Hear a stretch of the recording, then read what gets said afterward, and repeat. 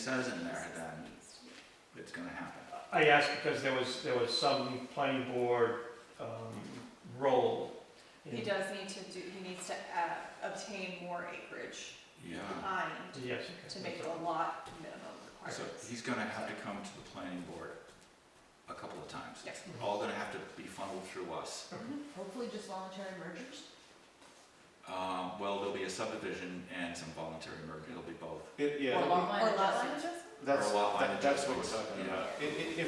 If there's a lot line adjustment, but more lots are created, it no longer is a lot line adjustment, Correct. it's just a subdivision. All right, Jake, did you have public comment? Yeah, I had a question.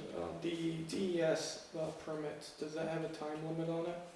For, If somebody would get a Dredgerville permit, does that have a time limit until when it could have been done? I imagine it does, I but I think don't they know. generally do, you know, if you get a septic design, that's I'd got, assume it does, it's so got a if, time on it. for them to get a permit now for a plan that might not even happen, doesn't seem to me. Yeah. They wouldn't get the permit if they weren't gonna do it. I think the idea was they wouldn't be allowed to do it until they got the permit.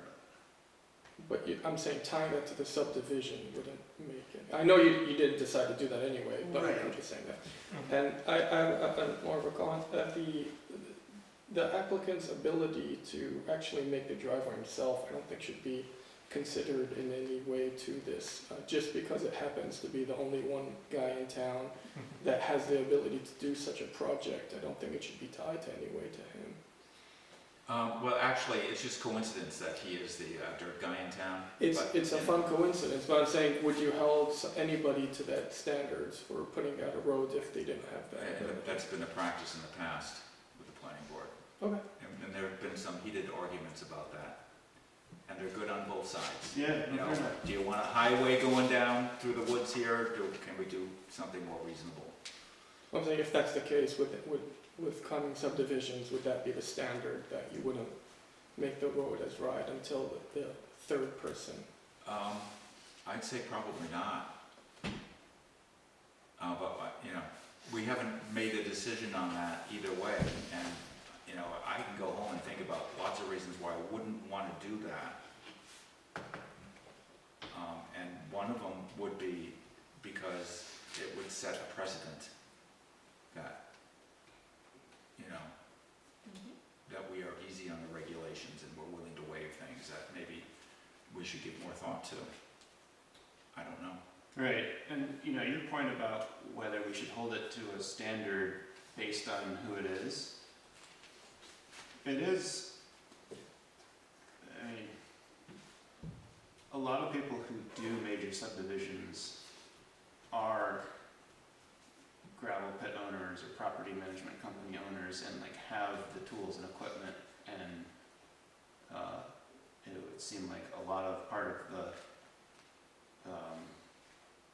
the reason they're doing it is to make money as part of their business. And so I'm not sure that it's easy to entirely separate.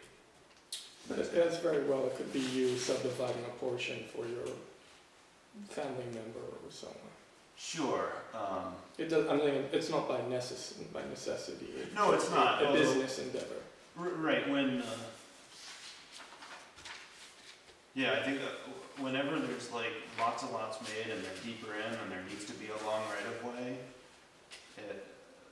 people don't typically try to accomplish that without having the tools at hand.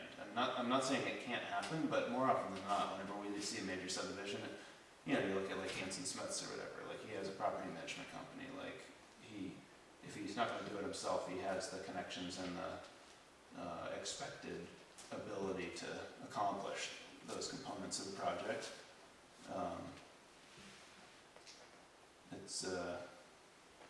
I don't think it's cut and dried, but like, you know, it would, like Steve says, we don't want to set precedent, and if the subdivider is in a position to not be too, what's the right word? If it's not going to hurt him too bad to comply, it would seem to make sense to just make sure it happens, rather than like set the precedent and like run into much bigger problems down the road. I was also wondering if we actually have the authority to grant a waiver that, for something that might be RSA required. Well, that's an interesting point. I think the dredge and fill is not, because that is strictly based on whether you're building on that lot. But it could be worth looking up whether there's an RSA about the road standard. Yeah, I'm not familiar with the waiver process and what, you know, what actually you have to do legally to grant a waiver, if anything.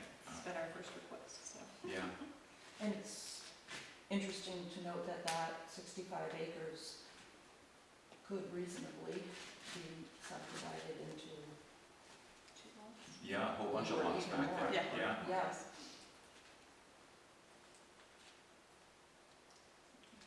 Yes, so if the road was there right from the get-go, you'd never have to worry about that. Yeah.